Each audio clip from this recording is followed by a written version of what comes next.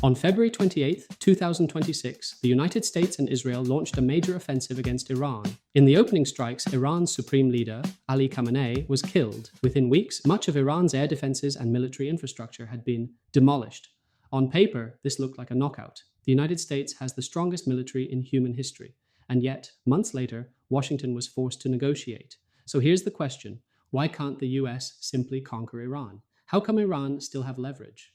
To understand this, let's do a thought experiment. Imagine you're the toughest bully at school. Every day at lunch, you take $1 from every student. Everyone pays because if they don't, you punch them.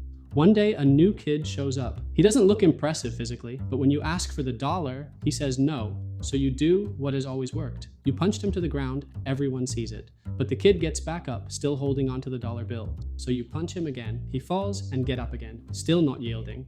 The cafeteria gets quiet. People stop eating their frozen pizza and all eyes are on the two of you. Suddenly, this isn't about $1 anymore. You know, if this kid can refuse to pay, everyone else will think the same thought. Why am I paying? So you have to keep going, for your entire cafeteria empire is on the line. But the longer the fight goes on, the worse it gets for you. The teacher notices, your parents get called, the principal gets involved. Other kids start filming and putting it on TikTok. And worst of all, the new kid still won't let go. He's weaker, but he wins because he has something that matters more than raw strength, the will to keep fighting. Iran is that kid. Iran is not even close to the United States on military strength. But for the Iranian, the war is about survival and maintaining the pride of an ancient civilization. The invasion has united the Iranian people against a common enemy. Iranian are ready to fight and sacrifice for their country. The US may be able to take out Iran's military, but governing 90 million people who hate you is impossible because the US lacks the will to sustain a long war.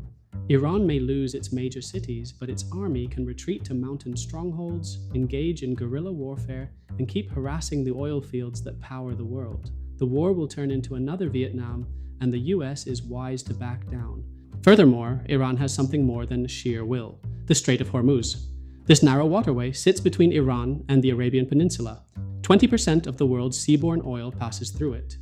When Iran threatens shipping there, it's squeezing the global economy by the throat. Oil prices rose and the financial market panics.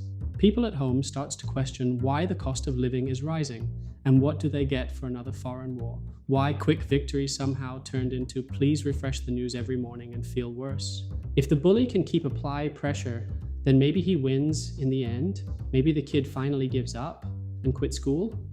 But if the bully's outside pressures grow faster than the kid's will to endure pain, then the bully has to stop. This conflict, just like most wars throughout human history, is a contest of will. Iran cannot outgun the United States, but it can outsuffer it. Thanks for watching. Please like and subscribe to support me in making more animated educational videos.